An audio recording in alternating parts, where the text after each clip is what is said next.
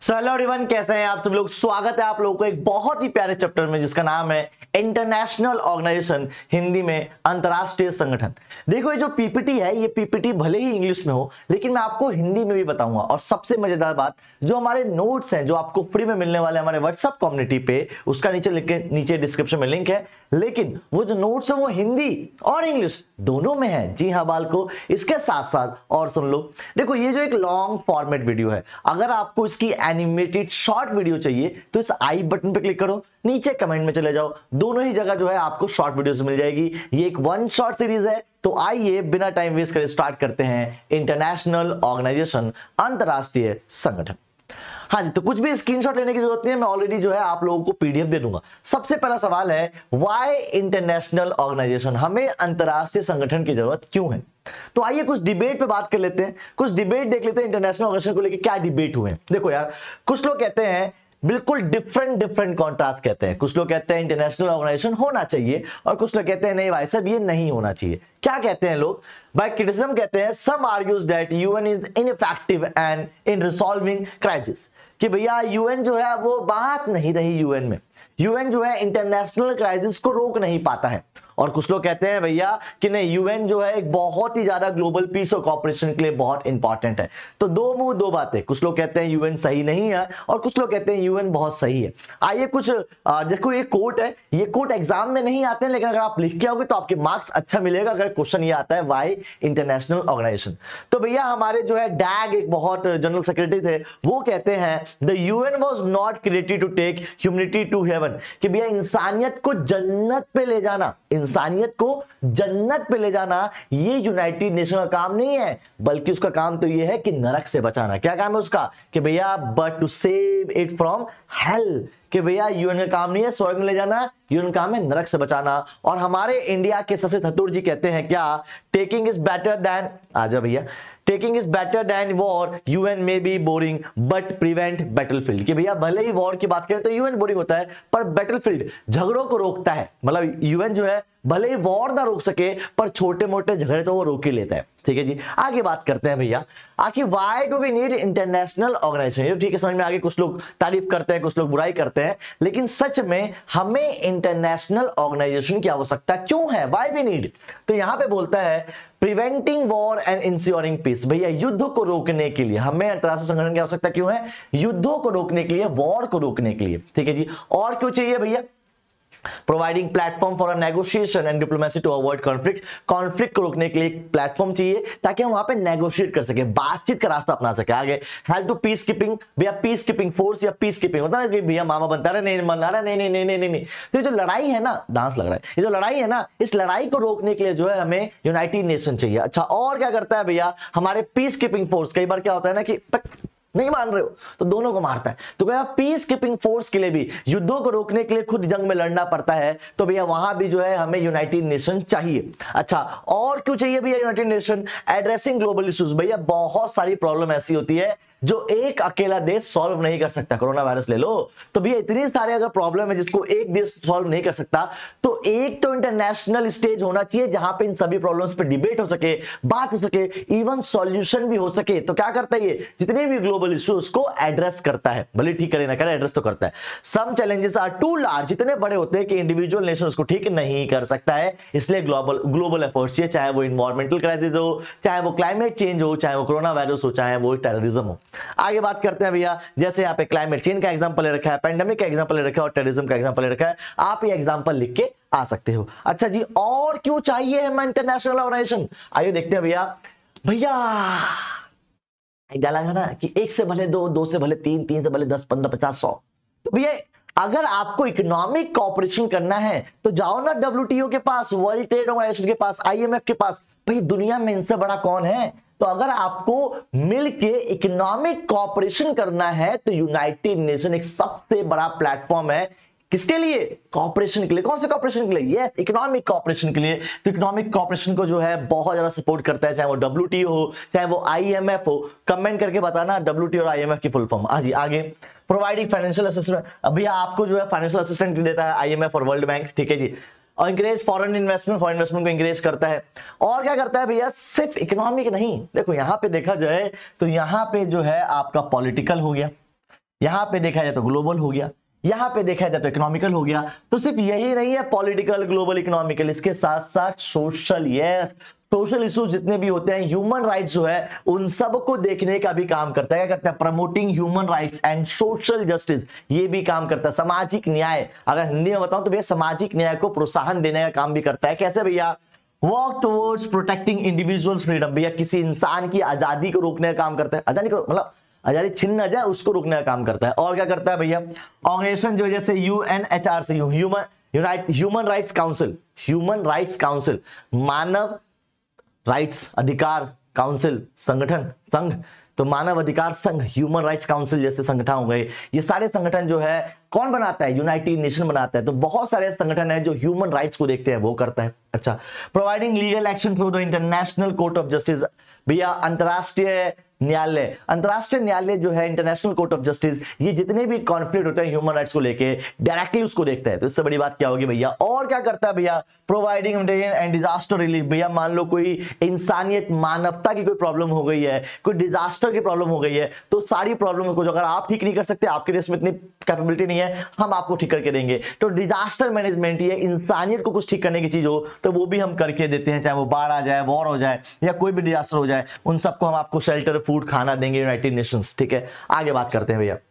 Work with government, government के साथ काम करते हैं। इकोनॉमिक, फॉर एग्जांपल क्राइसिस आ गया किसी देश में, अब कोई देश तबाह हो गया, तो गवर्नमेंट के साथ मिलकर उस देश को जो है रिबिल्ड करने का काम भी यूनाइटेड नेशन करता है। इतने बढ़िया बढ़िया काम है भैया, क्यों नहीं करेगा आगे। Standing global regulation, sorry standing, भैया यहाँ पे जो है जितने भी ग्लोबल रेगुलेशन है कौन बनाएगा? कौन है बाप? यही है भैया। तो भैया यहाँ पे जो है यूनाइटेड नेशन पापा जी का काम करता है, बाप का काम करता है। ये क्या करता है? जितने भी रेगुलेशंस होते हैं पूरी दुनिया में वो बनाता है। तो भैया आप देख सकते हो एक नेशन, मतलब एक इंटरनेशनल ऑर्गेनाइजेशन इतने सारे काम कर रहा है, तो भैया पेपर में आ जाए why we need international organisation, हमें अंतरराष्ट्रीय संगठन की आवश्यकता क्यों है? सब लिख के आ जाओ, हिंदी इंग्लिश दोनों में मिलेगा आपको, तो डोंट टेक स्क्रीनशॉट। आगे बढ़ते हैं भैया। ठीक है जी, हो गया तो पढ़ लिया हमने, आगे बढ़ा। आजा भैया एवोल्यूशन ऑफ यूनाइटेड नेशन। तो भैया ऐसा तो नहीं है कि बच्चा पहले ही पैदा हो गया हो, नहीं भैया, हर बच्चे को पैदा होने में समय लगता है। तो भैया इसको 2 बार समय लगा है। तो यूनाइटेड नेशन जो है आज के टाइम पे जो आप देखते हो इंटरनेशनल ऑर्गेनाइजेशन, वो यूएन आज के टाइम पे, लेकिन इससे पहले कुछ और था, इससे पहले लीग ऑफ नेशन था। तो समझने की कोशिश करते हैं। देखो वर्ल्ड वॉर फर्स्ट, अगर मैं वर्ल्ड वॉर फर्स्ट की बात करूं तो वर्ल्ड वॉर फर्स्ट आया था 1914 से 1918 तक। ठीक है, अब जब ये वर्ल्ड वॉर फर्स्ट आया तो दुनिया को लगा यार एट एनी कॉस्ट हमें जो है ना अब वर्ल्ड वॉर सेकंड नहीं करना है, तो इसको लेके लीग ऑफ नेशन बना। मैं शॉर्ट फॉर्म लिखता हूं, league of nation.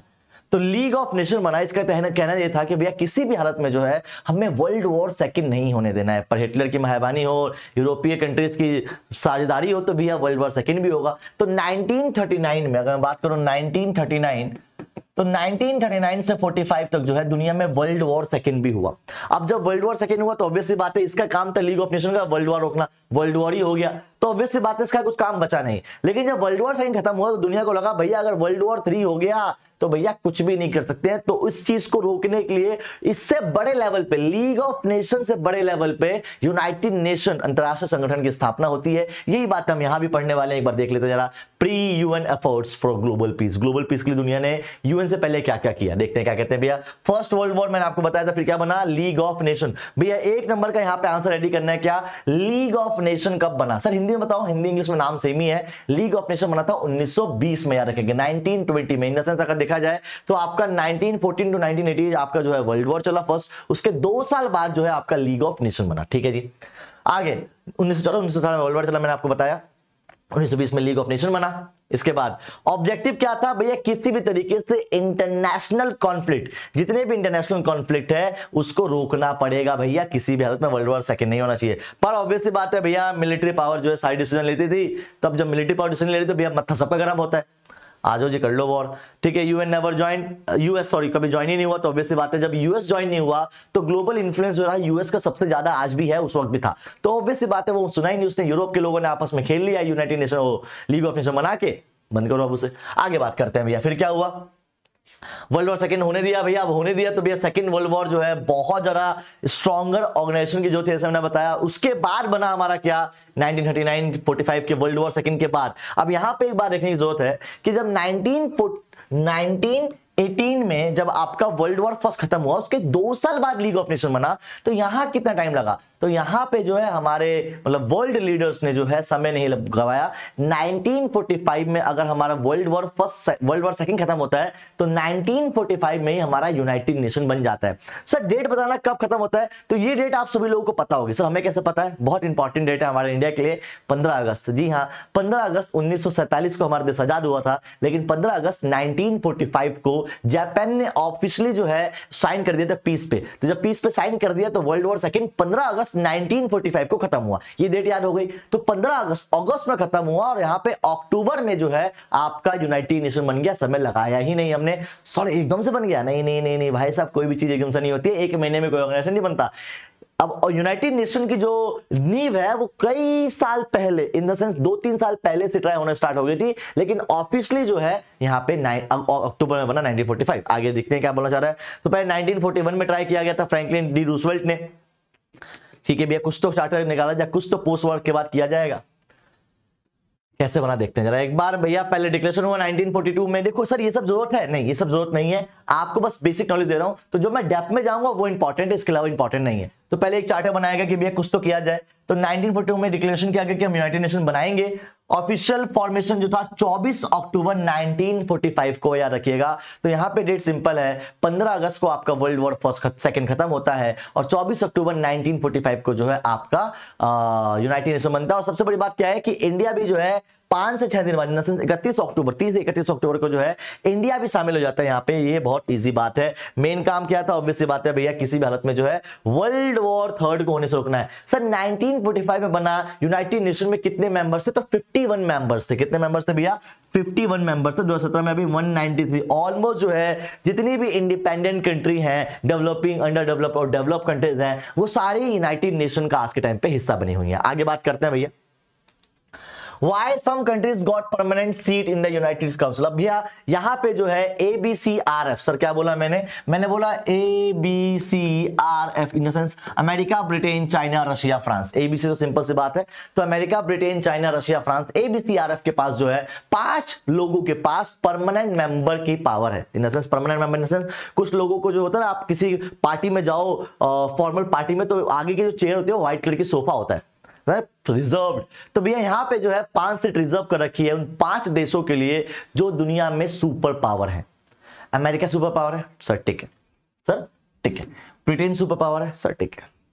Russia super power है, ठीक है। फ्रांस सुपर पावर है, ठीक है। सर चाइना 1945 में चाइना बना है, रेवोल्यूशन आया वहां पे, चाइनीज रेवोल्यूशन। तो वो कैसे सुपर पावर हो गया? I know hold on. क्या हुआ कि एशिया से हमें किसी रिप्रेजेंटेटिव को लेना था, इंडिया को कहा गया, नेहरू जी को कहा गया सर आप बन जाओ। अब हम इतने दिलदार हम नहीं बनेंगे, ना ना ना ना, चाइना बाबू, चिंदी चिरी भाई चाइना को बनाओ। तो हमने जो है नुमाइंदगी की कि भैया चाइना बनना चाहिए। और आज अगर हम परमानेंट मेंबर नहीं बन पा रहे हैं, उसकी सबसे बड़ी वजह चाइना है।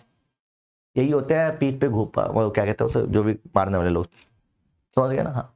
तो भैया यहाँ पे जो है सेकंड वर्ल्ड वॉर के बाद 5 कंट्री जो है परमानेंट मेंबर बनेंगे, that is USA, UK, USSR and China.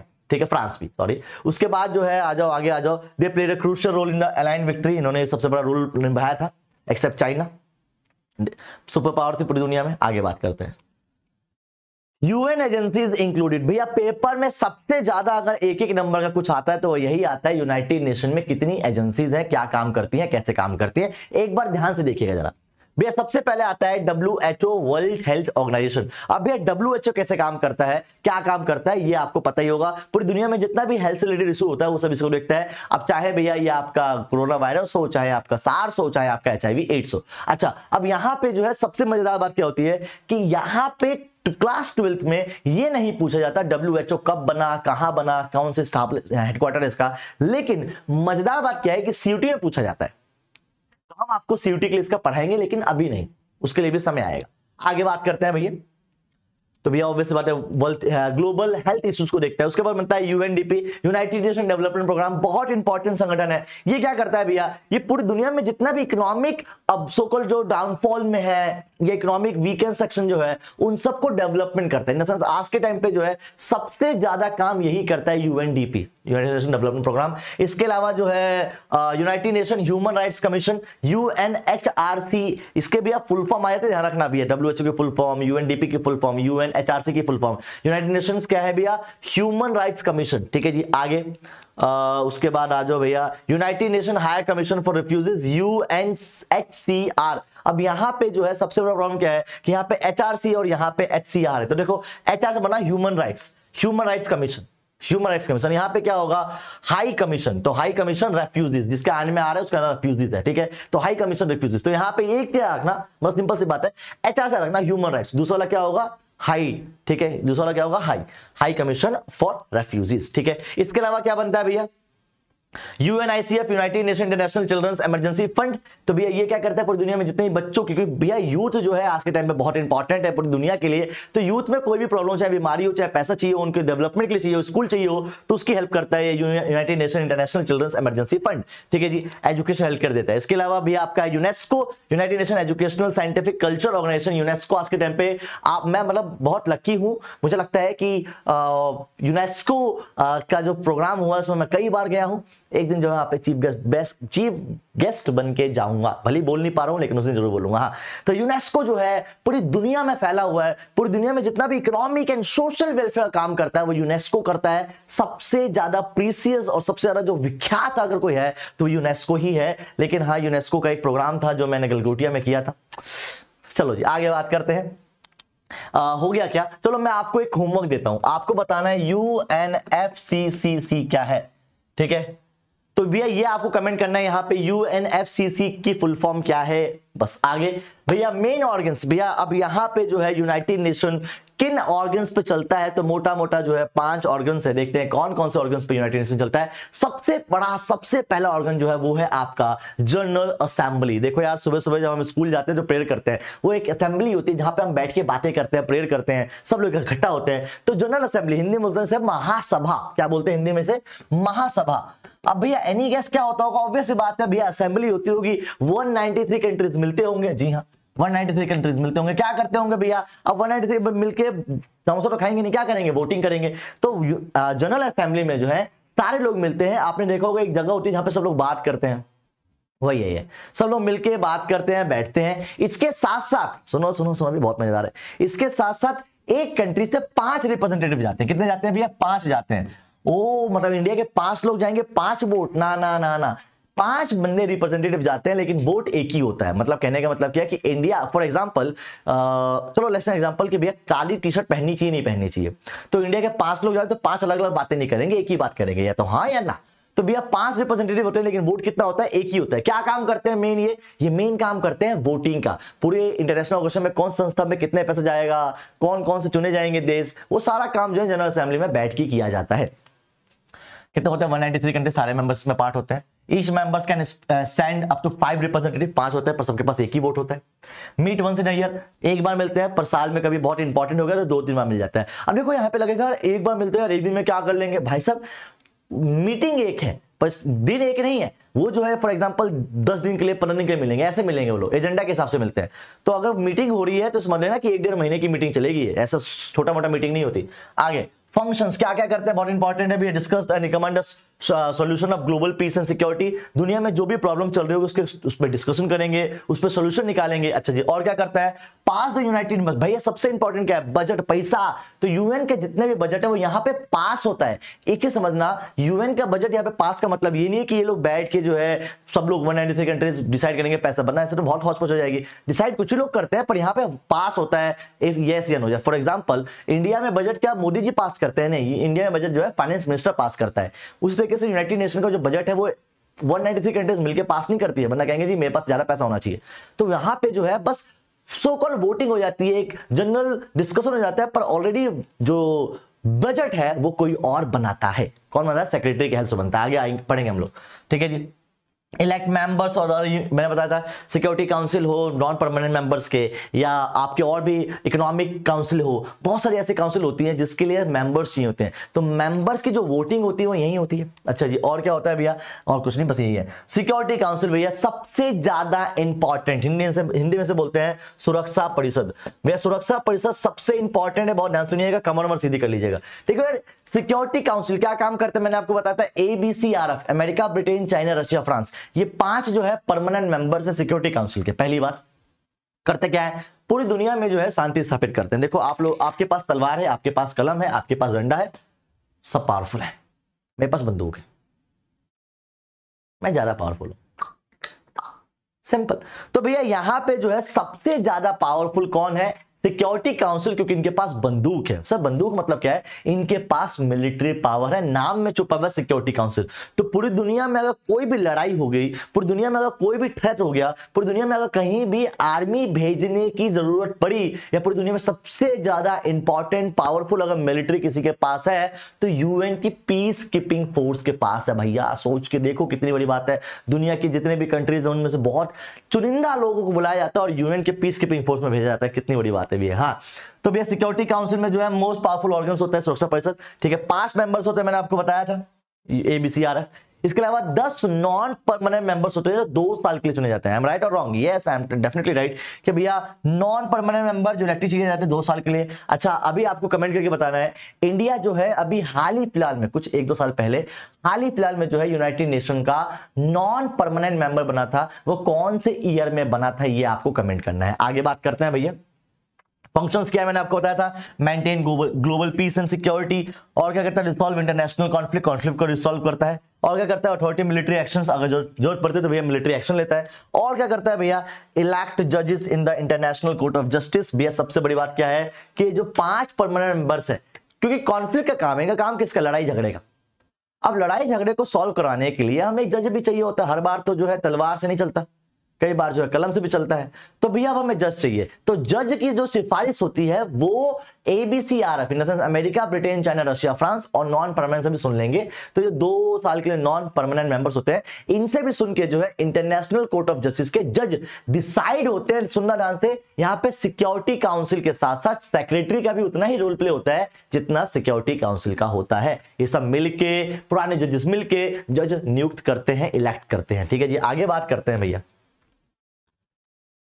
Economic and social council. भैया सबसे ज्यादा मेंबर्स यहां पे हैं, ऑलमोस्ट 54, और सब 56, 54 देखते हैं कितने हैं, और सबसे ज्यादा जो है काम यही करते हैं भैया। देखना ज्यादा ध्यान से, तो भैया 54 मेंबर्स होते हैं, 3 साल के लिए चुने जाते हैं। अब देखो यहां पे चीज ना सोचने की बात है, बड़े मजेदार टॉपिक है। जो सिक्योरिटी काउंसिल है उसमें 2 साल के लिए चुने जाते हैं। जी हाँ, फॉर एग्जाम्पल कि अगर इंडिया जो है 2023 में चुना गया है और 2025 में वो जो है खत्म हो जाएगा, तो क्या वो 2025 में दोबारा चुना जा सकता है? नहीं, वो दोबारा चुना नहीं जा सकता। लेकिन यहां पे मजेदार बात क्या है कि कोई बंदा जो है इसमें चुना गया है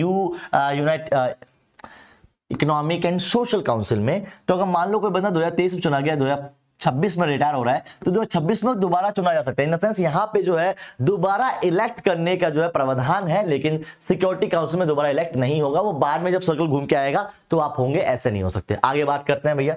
तो भैया 1/3 मेंबर चेंज एवरी ईयर। भैया क्योंकि भैया ऐसा नहीं है कि एक साथ 56 बदलेंगे, एक साथ 56 आएंगे, 1/3 जो है हर बार चेंज होते रहते हैं, जैसे राज्यसभा में चेंज होते हैं। आगे बात करते हैं भैया फंक्शंस क्या क्या है भैया। प्रमोट इकोनॉमिक सोशल कल्चर, यार नाम में छुपा भैया इकोनॉमिक एंड सोशल कल्चर, ठीक है। आर्थिक और सामाजिक परिषद, तो जब आर्थिक और सामाजिक परिषद तो क्या करेगा, आर्थिक रूप से, सामाजिक रूप से सॉर्ट करेगा चीजों को। आगे बात करते हैं organise international summits and development of human rights. भैया जितने भी पूरी दुनिया में ह्यूमन राइट्स रिलेटेड या समिट्स होते हैं वो सब ये कराता है। बहुत पैसा इन लोगों के पास भाई, मजाक से हट के। आगे work in the specialised UN agency जैसे WHO, यूनेस्को, यूनिसेफ, इन सब के साथ काम करता है ये, ठीक है। UN economic and social council. आगे ट्रस्टीशिप काउंसिल, ओ हो न्यास परिषद। ट्रस्टीशिप काउंसिल जो है आज के टाइम पे नहीं है, इनएक्टिव कर रखा है। सर क्यों कर रखा है? देखो जब एक बच्चा पैदा होता है तो उसको हम ये नहीं कह सकते बेटा भाग, क्योंकि पहले वो गोदी में चलेगा, फिर क्रॉलिंग करेगा, फिर घुटनों के बल चलेगा। क्रॉलिंग और घुटनों के बल एक ही चीज होता है। फिर उंगली पकड़ के चलेगा, फिर भागेगा, फिर दौड़ेगा। यस या नो? अगर बच्चे को पहले ही भगा देंगे तो टूट जाएगा, बिखर जाएगा। वही सेम कहानी ही होती है। 1945 में आप नोटिस करें, पूरी दुनिया जो थी ऑलमोस्ट साउथ की जितनी भी साउथ अफ्रीकन कंट्रीज थी, एशिया की कंट्रीज थी, वो ऑलमोस्ट गुलाम थी। लेकिन 1945 के बाद जैसे ही आपका वर्ल्ड वॉर सेकंड खत्म हुआ, आपका जो है बहुत सारी कंट्रीज जो है ये गुलामी का खोलना स्टार्ट कर दिया। आप नोटिस करना, कभी भी दिमाग लगाना कि जितनी भी कंट्रीज गुलाम रही हैं वो सारी 1945 से लेके 1915 5 सालों में आजाद कर दी गई हैं। तो जब आजाद कर दी गई हैं तो ऑब्वियस सी बात है, बच्चे को अगर हमने पैदा किया है, आपने 300 साल गुलाम बनाया हमें, अब जो है आपने आजाद कर दिया, तो हम कैसे डेवलप करेंगे, हम क्या करेंगे? तो इस चीज के लिए एक न्यास परिषद बनाया गया था कि जितने भी अंडर डेवलपिंग कंट्रीज हैं उनको डेवलप कंट्रीज जो है हेल्प करेंगे। क्या बोला मैंने? जितने भी अंडर डेवलपिंग कंट्रीज है उसको develop country, in the sense जितने भी जो है अल्प विकसित कंट्रीज है उसको विकसित कंट्रीज जो है मदद करेंगी। लेकिन आज के टाइम पे कोई भी जो है बच्चा नहीं है, सारे बच्चे बड़े हो चुके हैं, क्रिकेट गली में नहीं खेलते, अब इंटरनेशनल चैंपियंस में जीत के आते हैं। तो भैया यहां पे जो है ट्रस्टीशिप काउंसिल अब खत्म हो चुका है। अब जो है इनिशियली क्रिएटेड टू, वही सेम चीज है।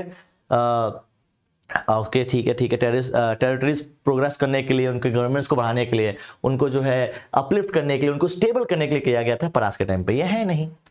इंटरनेशनल कोर्ट ऑफ जस्टिस, भाई सबसे बढ़िया बात है, आप लोगों के एक और कमेंट की बारी आ गई। मुझे कमेंट करके बताना है जो लेटेस्ट लास्ट एक पर्सन है जो इंटरनेशनल कोर्ट ऑफ जस्टिस में जो है जज बना हुआ था इंडियन, वो कौन थे? ठीक है, 9 साल के लिए चुने जाते हैं भैया, बहुत इंपॉर्टेंट चीज है ये। लोकेटेड इन द हेग नामक जगह पे है ये, हेग। ठीक है, कहां पे है भैया? नीदरलैंड में। 15 जजेस होते हैं और जो 9 साल के लिए चुने जाते हैं, भले यहां दे नहीं रखा हो, सर नेक्स्ट में दे रखा होगा। तो भैया जजेस सर्व 5 इयर्स टर्म, सॉरी 5 साल के चुने जाते हैं, सॉरी मुझे 9 साल के चुने जाते हैं, मे भी कुछ होगा शायद 9 होता है ना, चलो मुझे करेक्ट कर देना इफ आई एम रॉन्ग, मुझे लगता है 9 है, लेकिन 5 भी होगा तो ठीक है कोई बात नहीं। तो भैया यहाँ पे जो है 15 जजेस होते हैं जो 5 साल के लिए, यार लेट मी चेक, यार मुझे ऐसा लगता है कि यार शायद 9 साल के लिए चुने जाते हैं, पर लाइफ मतलब रिकॉर्डिंग में ये काम कर रहा हूँ तो शायद मुझे लगता है गलत कर रहा हूँ, पर स्टिल मैं एक बार कर लेता हूँ। भैया इंटरनेशनल कोर्ट ऑफ जस्टिस जजेस इलेक्टेड फॉर ईयर्स, देखो 9 हुआ तो फिर तो मैं ये काम सही कर रहा हूं, है ना? अबे आजा भाई, 9 और 5th year. Okay international court of justice 9 years terms, not 5 years. आए देख रहे हो हाल को भैया, 9 साल के लिए मैं लग रहा था यार 5 नहीं 9 पढ़ा है मैंने, 9 साल के लिए चुने जाते हैं, 5 साल के लिए नहीं चुने जाते। ठीक है, टाइपिंग मिस्टेक हो सकती है, कोई टेंशन नहीं है। फंक्शंस क्या है भैया? रिसॉल्व लीगल डिस्प्यूट्स, भैया जितने भी लीगल डिस्प्यूट्स होते हैं उसको रिसॉल्व करता है। आप सुनो मेरी बात ध्यान से, इंडिया पाकिस्तान मैच हुआ, पाकिस्तान ने इंडिया को गाली बक दी, इंडिया ने पाकिस्तान को कहा तो बेटा नीचे झुक के रहियो, अब लड़ाई हो गई तो इंटरनेशनल कोर्ट ऑफ जस्टिस आएगा, अरे लड़ो मत ये करेगा? नहीं भाई, तो बहुत सारा काम है। क्या करता है इंटरनेशनल कोर्ट ऑफ जस्टिस? कभी भी जो है किसी मुद्दे में हाथ नहीं डालता है अनटिल अनलेस उन 2 देशों के या कोई और पर्सन जो है इन प्रॉब्लम्स को इंटरनेशनल कोर्ट ऑफ जस्टिस में लेके ना जाए। मतलब जब तक आप लेके नहीं जाओगे तब तक ये प्रॉब्लम्स जो है इशू या इन्वॉल्व नहीं होंगे इंटरनेशनल कोर्ट ऑफ जस्टिस में। ये एक अच्छी चीज है, बर्डन अपने पास रखते नहीं है कि तू चल के आएगा मेरे पास। हाँ जी, तो resolve legal dispute between countries, मैंने आपको बताया था, हैंडल वही जितने भी केसेस होते हैं यूनाइटेड नेशंस के बेस पे उसको लड़ते हैं, सारे काम करते हैं ये। अब आता है भैया सेक्रेटेरिएट, हिंदी में इसे बोलते हैं सचिवालय। सबसे इंपॉर्टेंट चीज, मेन कोर बिंदु, यहीं से जो है सारी चीजें चलती है। मतलब होता है ना कि एक बंदा तो होगा प्रिंसिपल जो साइन करेगा, यस जनरल सेक्रेटरी यहाँ पे। तो भैया यहाँ पे जो है एक सचिवालय होता है जहां पे एक सचिव होता है, जनरल सेक्रेटरी होता है, सचिव जी क्या करते हैं भैया? ये पूरा हेड होता है, पूरा भैया हेड, 5 साल के लिए सुना जाता है भैया हेड। ठीक है, और आज के टाइम पे कौन है? आज के टाइम पे है एंटोनियो गुटेरेस। इससे पहले कौन थे? बान की मून, 10 साल के सुने गए थे। ठीक है जी, आगे बात करते हैं। तो सभी परमानेंट मेंबर्स में जितना भी सब अपॉइंट करते हैं, सारा काम यही करते हैं, सारा असाइनमेंट यही करते हैं, बजट पास करते हैं, सुपरवाइज करते हैं, सारी चीजें याद रखना।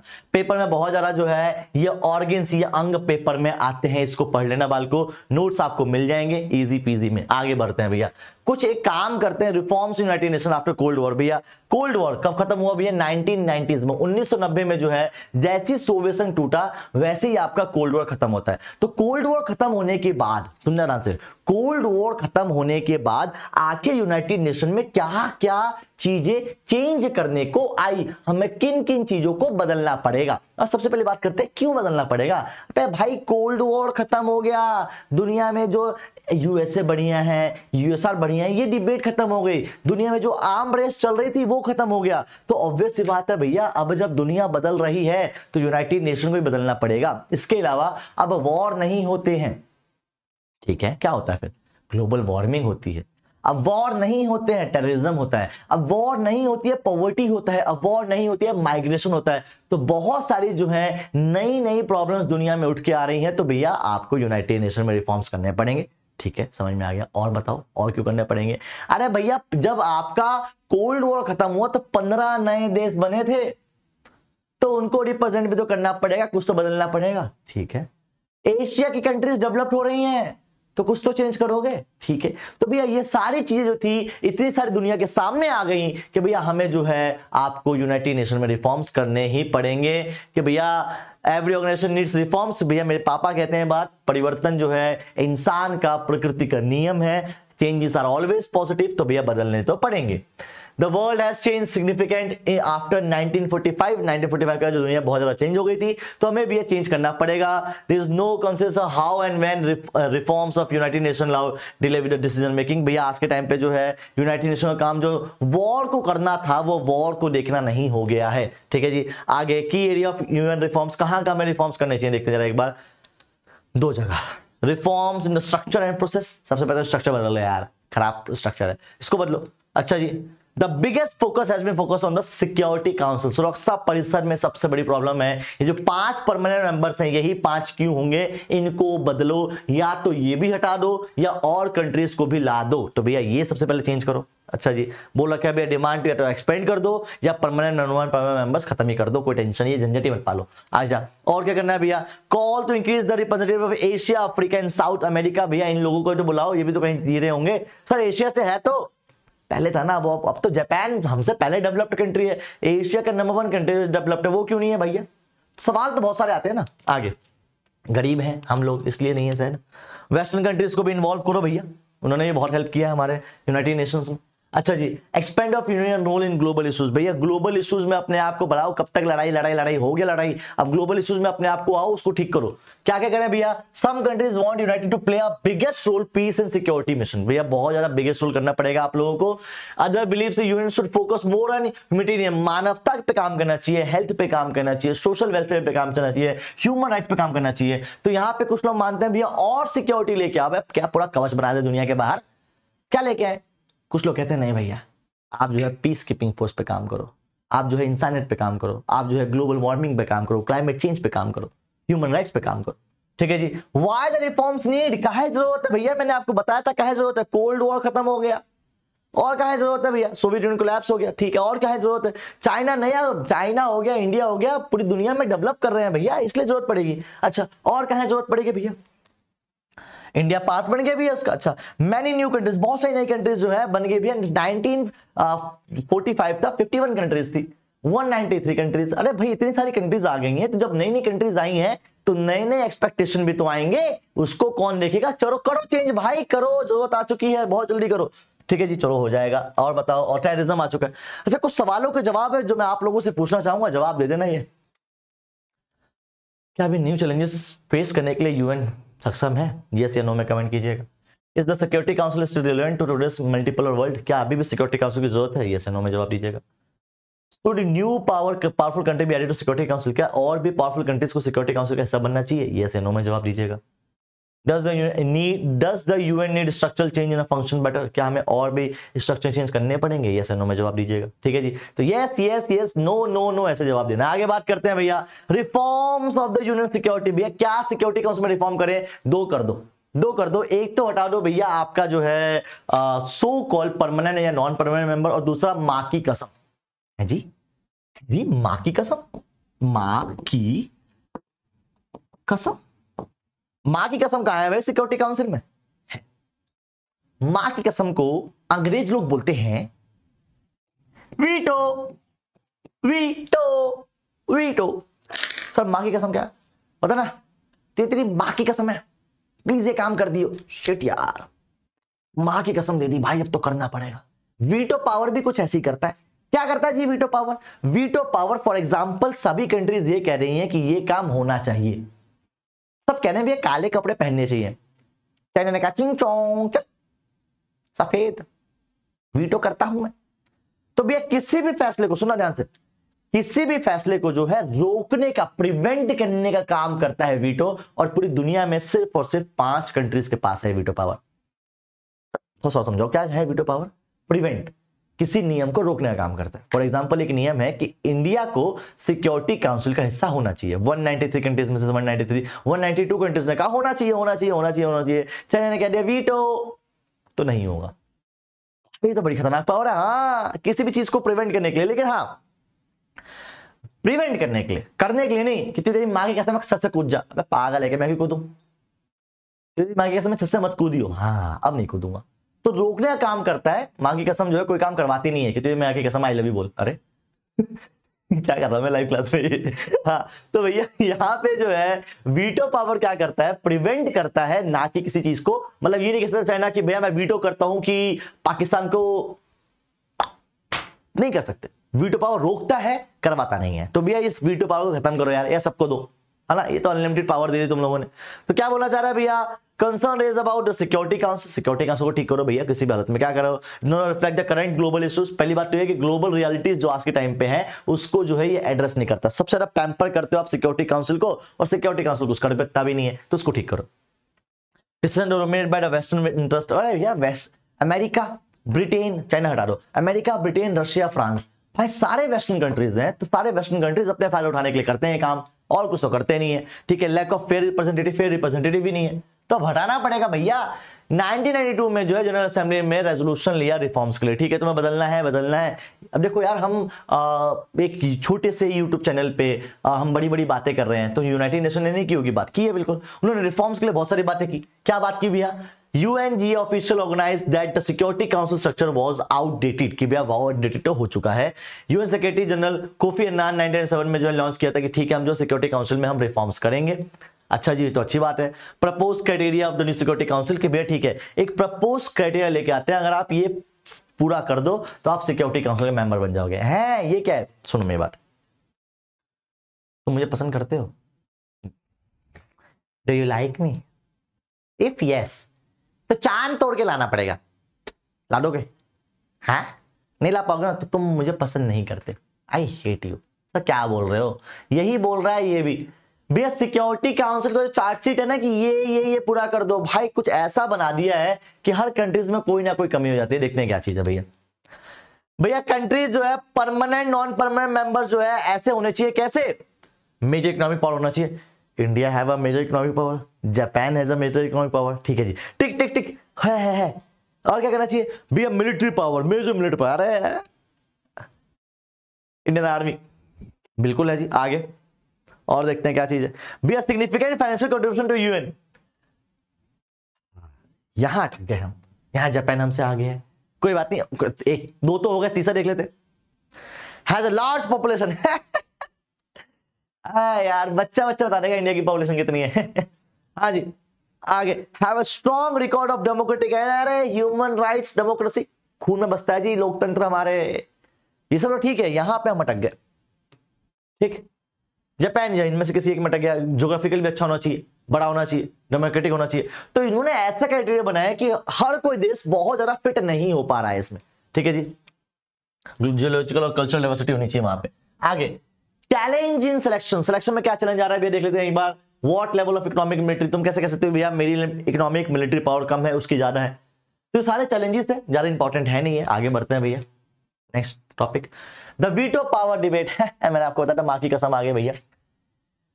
वीटो पावर समझते हैं एक बार क्या है भैया। द 5 परमानेंट मेंबर्स जो है उनके पास पावर है वीटो पावर, किसी भी डिसीजन को वीटो करने का। ठीक है जी, आगे। If any one of P5 in the sense of ABCRF countries veto against the resolution it can not pass, वो पास ही नहीं हो सकता कि किसने वीटो कर दिया तो। Arguments against the veto system, कुछ लोग कहते हैं बहुत खराब है यार, 192 कंट्रीज का टाइम खराब कर दिया इन लोगों ने। ठीक है जी, under democratic single country can block the decision even the majority supports it. पूरे 192 कंट्रीज कह रहे हैं, पर एक बंदे ने कह दिया नहीं होगा इन पांचों में से तो नहीं होगा भैया। इससे ज्यादा वो ना घर की दादी माँ है ये वीटो पावर। हाँ जी, आगे। यूज द सेल्फ इंटरेस्ट, अपने फायदे के लिए वीटो वीटो वीटो। कमेंट करके बताओ सबसे ज्यादा वीटो किसने इस्तेमाल किया पूरी दुनिया में? हाँ जी, अमेरिका ने या रशिया ने? आगे। इग्नोर डेवलपिंग कंट्रीज को देखते भी नहीं है।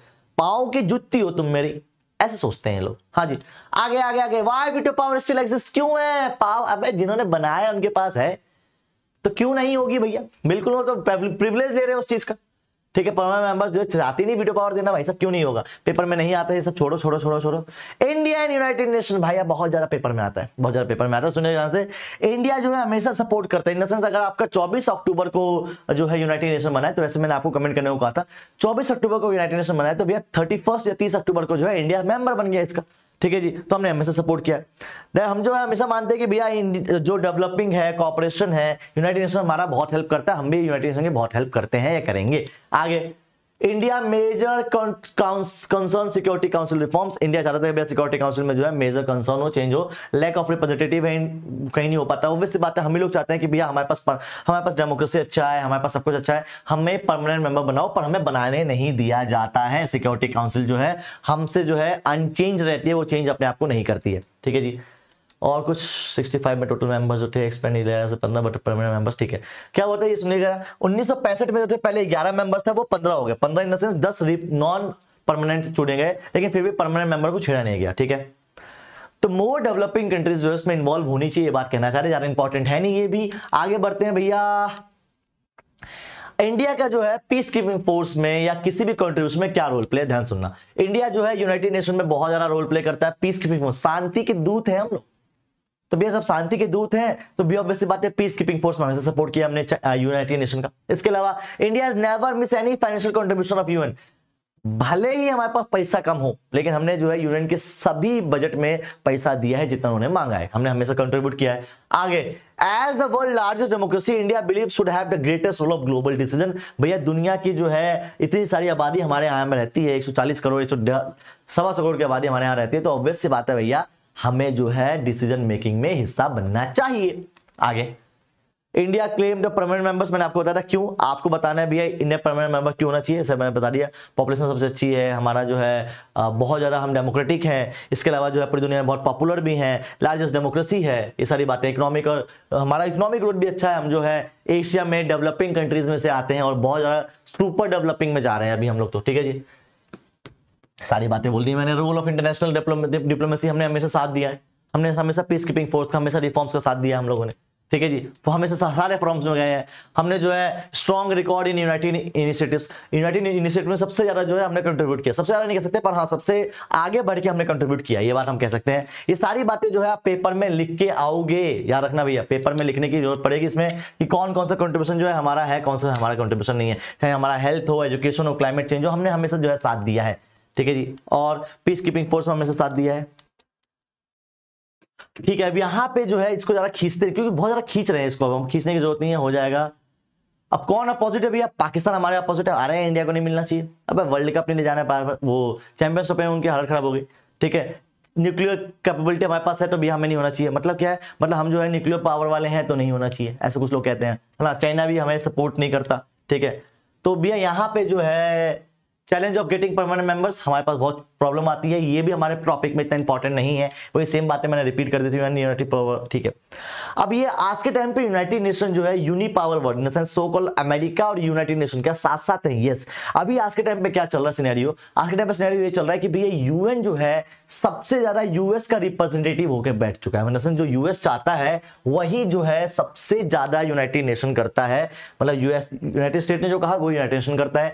कुछ क्वेश्चन देख लो भैया, can UN check US power, no भैया, ज्यादातर लोग जो हैं सारे आधे से ज्यादा जो वो है जगह वो यूएस में है, आधे ज्यादा मेंबर्स यूएस के हैं, तो भैया कैसे चेक कर सकता है, वही भाई है, दोनों भाई भाई हैं। तो भैया यूएस और यूनाइटेड नेशन ऑलमोस्ट सेम बात है, जो अमेरिका कहता है वही यूनाइटेड नेशन भी कह देता है, तो भैया यूनाइटेड नेशन और यूएस में ज्यादा बदलाव नहीं हो सकता है। Wide power different to challenges, super power है यूएस, ऑब्वियसली बात है दुनिया में नंबर 1 कंट्रीज है, इसलिए जो है उसको हम चेंज नहीं कर सकते हैं। US influence the UN, yes definitely influence, भाई तो बताया मैंने क्यों नहीं करता भैया, हेडक्वार्टर सारे वहीं पे हैं, सारे न्यूयॉर्क में आधे सारा हेडक्वार्टर बने हुए हैं, भैया क्यों नहीं करेगा। ठीक है जी, बस बहुत सारे हो गया, खत्म है भैया, खत्म है क्या। The US saves the UN leadership, yes security council देख लो, जनरल असेंबली देख लो भैया, बहुत सारे आपको अमेरिकन मिल जाएंगे। ठीक है जी, the UN balance to US power, कई कह सकते हो कि भैया आप जो है यूएन चैलेंज तो कर सकता है बट बहुत बड़े लेवल पे चैलेंज नहीं कर सकता है। ठीक है जी, डेट्स इट गाइस। और कुछ important of UN globalisation world आज के टाइम पे क्यों जरूरत है ये मैंने आपको बता दिया भैया। चाहे वॉर रोकना हो, चाहे जो है झगड़े रोकना हो, इसके साथ साथ चाहे इकोनॉमिक डेवलपमेंट करना हो, हेल्थ का काम करना हो, ये सारे काम जो है यूनाइटेड नेशन आपको करके देता है। और that's it guys. I know हल्का सा बड़ा चैप्टर हो गया है, पर इसके बाद जो चैप्टर से ज्यादा आसान है और ईजी है। चैप्टर बड़ा था, लेकिन आई होप आपको अच्छा लगा होगा। मिलते हैं आप लोगों से नेक्स्ट वीडियो में, तब तक के लिए जय हिंद, जय Bharat and bye bye. And short में देखना हो आई बटन।